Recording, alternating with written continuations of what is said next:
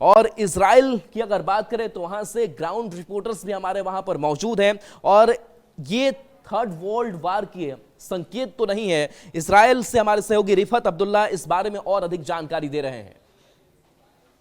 जिस तरीके से अटैक किया यूएस ने, और ये कहा जा सकता है कि अब पूरा इसराइल अलर्ट पे है, या इवन पूरा मिडल ईस्ट या जहाँ जहाँ पे भी अमेरिका की बेसिस हैं यहाँ पे उनको अलर्ट पे कर दिया गया है वहाँ पे सिक्योरिटी फोर्सेस को। और जिस तरीके से यहाँ पे हालात बने थे, क्योंकि पहले इसराइल ने जब 12 और 13 की रात को अटैक किए थे, उसके बाद ऐसा लग रहा था कि इसराइल की तरफ से ज़्यादा चोट ये जो ईरान की तरफ से इसराइल को ज़्यादा चोट नहीं पहुँचाई जा सकती है, क्योंकि आयरन डोम जो है वो पहले काम ठीक कर रहा था। लेकिन जब हाइपरसोनिक मिसाइल से अटैक किया ईरान ने, उससे दहल उठा। चाहे टेल अवीव हो, हाइफा हो, और भी कई इलाकों पे अटैक्स किए गए। अब चूंकि यूएस ने अटैक कर दिया है, अब देखना होगा कि ईरान की तरफ से किस तरीके की रिटाइलेशन होगी। अगर हल्की सी रिटाइलेशन होगी तो शायद यूएस फिर से इन्वॉल्व नहीं होगा, लेकिन अगर ज़बरदस्त अटैक किया ईरान ने इसराइल पर या अमेरिका की बेसिस पे, तो शायद अमेरिका फिर से वॉर में आ जाएगा। तो ये कहा जा सकता है कि फुल स्केल वॉर भी शुरू हो सकता है। और देखना होगा कि जो बाकी कंट्रीज़ हैं, चाहे वो रशिया है, चाइना है,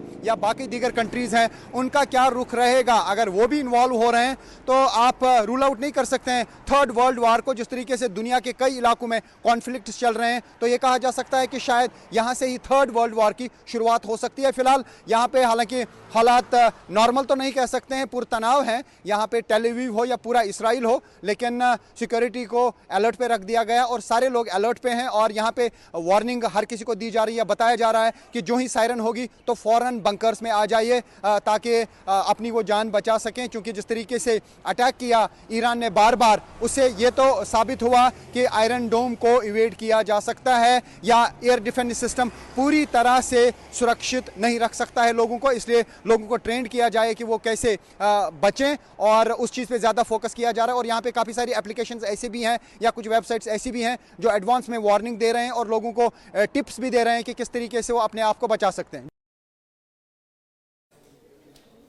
और आइए बिहार झारखंड की खबरें अब आपको दिखाते हैं। खबर नवादा से है, बड़ी खबर है, जहां एक बुजुर्ग महिला की पीट पीट करके हत्या कर दी गई है। डायन बिसाही का उसके ऊपर आरोप लगा और इसी आरोप को लेकर के उसकी पिटाई की गई है। इस वक्त की बड़ी खबर है, इलाज के दौरान महिला की मौत हो गई। डायन बिसाही के आरोप में हत्या की बात कही जा रही है। परिवार के ही कुछ महिलाओं पर यह आरोप लगा है कि उन्होंने ही पिटाई की, डायन बिसाही का आरोप लगाया। प्राथमिकी दर्ज कर अब मामले की छानबीन में पुलिस जुटी हुई है। रजौली थाना क्षेत्र के गंगटा गांव की घटना सामने आई है, जहां बुजुर्ग महिला की पीट पीट कर हत्या हुई है। इलाज के दौरान महिला की मौत हो गई है। डायन बिसाही का आरोप इस महिला पर था।